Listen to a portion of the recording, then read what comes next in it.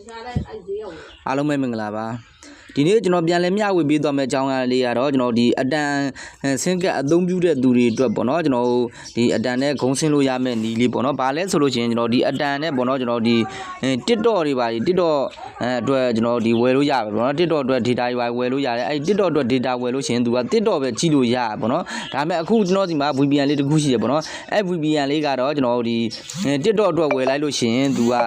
ဒီတခြားဟာတွေပါသုံးလို့ရပါပေါ့နော်တခြားဟာတွေပါကျွန်တော်ဒီ TikTok အတွက်ကျွန်တော် package ဝယ်ထားပြီးကမှ VPN လေးခံပြီးကမှတခြား YouTube ကြည့်တာတို့ Telegram ဇာတ်ကားတွေထောင်းတာတို့ဘာလို့ညာပေါ့နော်အဲ့လိုဂုံးဆင်းလို့ရပါပေါ့နော်အဲ့လိုပြုလုပ်တဲ့နည်းလေးကိုဒါကျွန်တော်ပြန်လည်မျှဝေပေးသွားမှာဖြစ်ပါတယ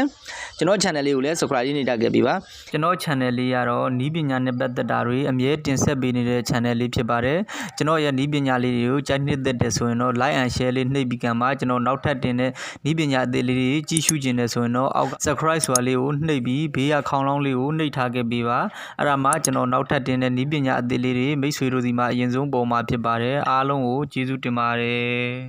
အဲ့တော့ကျွန်တော်တို့ဒီအတန်ပေါ့နော်အတန်ဥမာကျွန်တော်တို့ point လေးနဲ့ပဲလဲလိုက်မယ်ပေါ့နော် point လေးနဲ့ TikTok သုံးလို့ရတာနဲ့ပဲလဲလိုက်မယ်ပေါ့နော်အရင်ဆုံးလဲလိုက်မယ်ပြီးလို့ချင်း software လေးပေါ့နော် software လေးကိုလည်းကျွန်တော် video comment လေးမှာ link လေးချပေးထားမယ်ပေါ့နော်အဲ့မှာသွား down ပေးပါ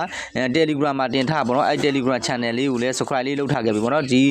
software လေးတွေကကျွန်တော်ဒီတခြား link တွေနဲ့ထုတ်လို့ရှိရင် link လေးတွေသေးသွားလို့မလို့ Telegram မှာတင်ပေးထားတယ်အဲ့မှာသွား down ရမယ်နည်းလေးတွေလည်းကျွန်တော်ပြပေးမယ်ပေါ့နော်အဲ့တော့ကျွန်တော်အရင်ဆုံး software လေးကိုဒီ VPN software လေးကိုအရင် down လိုက်မယ်ပေါ့နော်ကျွန်တော်ဒီအတန်ကို point လေးတွေကိုပြီးဟိုဟာ TikTok သုံးဖို့ပြီးမှလဲမယ်ကျွန်တော်ဒီVPN လေးအရင် down လိုက်မယ်ပေါ့နော်အဲ့တော့ကျွန်တော် video comment အောက်က link လေးလိုပဲဒါလေးသဘောထားလိုက်ပေါ့နော်အဲ့တော့အဲ့ကောင်လေးကိုကျွန်တော်ချက်နှိပ်လိုက်မယ်နှိပ်ပြီးမှ open နှိပ်လိုက်ပေါ့နော်နှိပ်လိုက်လို့ရှင်ကျွန်တော်ရဲ့ဒီတင်ထားတဲ့ Telegram channel နဲ့ရောက်သွားမှာเนาะ channel အသေးလေးပေါ့เนาะအဲ Telegram channel လေးလည်းမ join ရသေးလို့ရှင် join ထားပြီပေါ့เนาะအဲ့တော့ကျွန်တော်နှိပ်လိုက်ပြီးခဏလေးစောင့်ပြီပေါ့เนาะအဲ့တော့ခဏလေးစောင့်ပြီမယ်ကျွန်တော်ဒီလိုလေးရောက်သွားပြီပေါ့เนาะဒီ Telegram channel လေးမှာကျွန်တော်တင်ပေးထားပေါ့เนาะဒီ channel လေးကိုလည်း join လေးမနေရသေးရင် join ထားပြီပေါ့เนาะဒီမှာပေါ့เนาะ video လေးက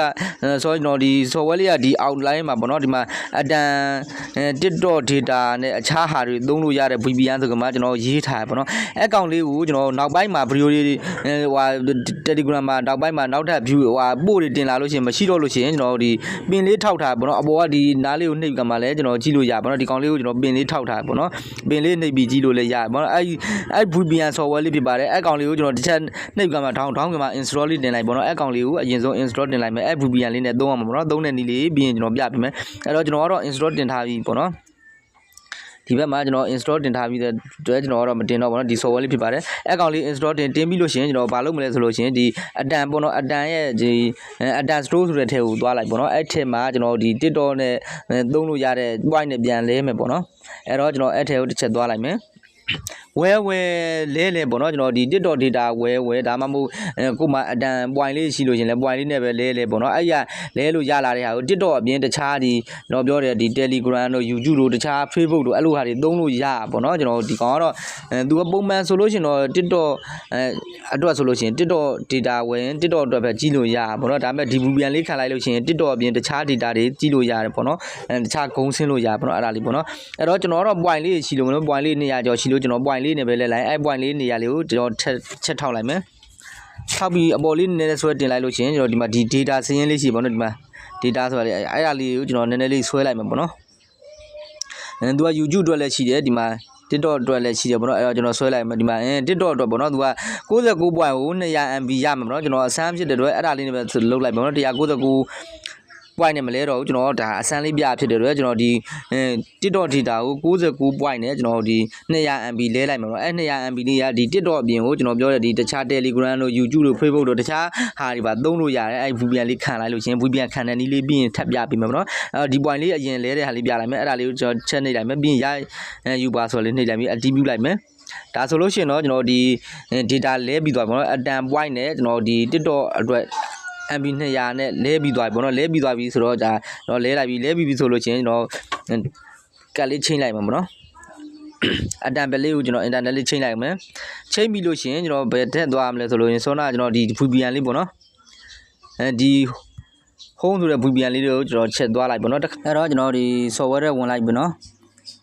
်ဒီ VPN software လေးတွေကျွန်တော်ချက်ဝင်လိုက်ပြီ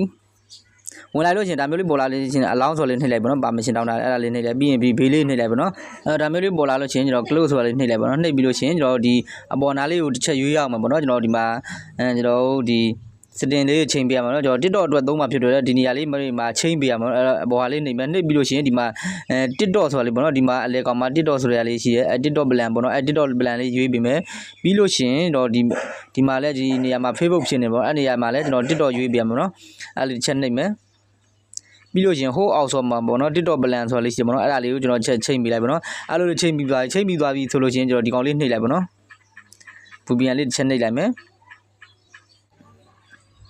အဲ့တော့ကျွန်တော်ဒါမျိုးလေးပေါ်လာပြီပေါ့နော်ဒါမျိုးလေးပေါ်လာပြီးအပေါ်မှာလည်း connected ဖြစ်သွားပြီပေါ့နော်အဲ့ဒါဆိုလို့ရှိရင်တော့ကျွန်တော်သုံးလို့ရပြီပဲဖြစ်ပါတယ်ပေါ့နော်ဒီမှာဒီကောင်လေးလည်းအစိမ်းလေးနဲ့ connected ဖြစ်လာပြီဒီထိပ်လေးမှာလည်းသွားနေပြီပေါ့နော်အဲ့ဒါဆိုလို့ရှိရင်တော့ကျွန်တော် VPN လေးက connected ဖြစ်သွားပြီသုံးလို့ရသွားပြီပေါ့နော်ဒါဆိုလို့ရှိရင်တော့ကျွန်တော်မိတ်ဆွေဒါTikTok plan ဝယ်ထားပြီမှာ TikTok plan ဝယ်ထားပြီမှာတခြားကျွန်တော် YouTube ကြည်တာတို့ Telegram ကြည်တာတို့ဘာလို့ညာတို့ပေါ့နော်အဲ့ဒါတွေကျွန်တော်ပြုလုပ်လို့ရပြီပဲဖြစ်ပါတယ်ဒီမှာပေါ့နော်အခုဆိုရင် connected ဖြစ်သွားပြီပြပိတ်ချင်တော့ဒီအောက်ကဟာလေးနှိပ်ပြီးပိတ်လို့ရပြီပေါ့နော်ဒီကောင်လေးကတော့ကျွန်တော်ဒီ data လေးသူလဲထားတဲ့ data 200ဆိုလဲ200ကုန်းသွားလို့ရှင်တော့ဆက်သုံးလို့ရမှာမဟုတ်ဘူးเนาะသူကတော့ free သုံးတာတော့မဟုတ်ဘူးကျွန်တော်ဒီ TikTok package ဝယ်ပြီးမှတခြားဟာတွေ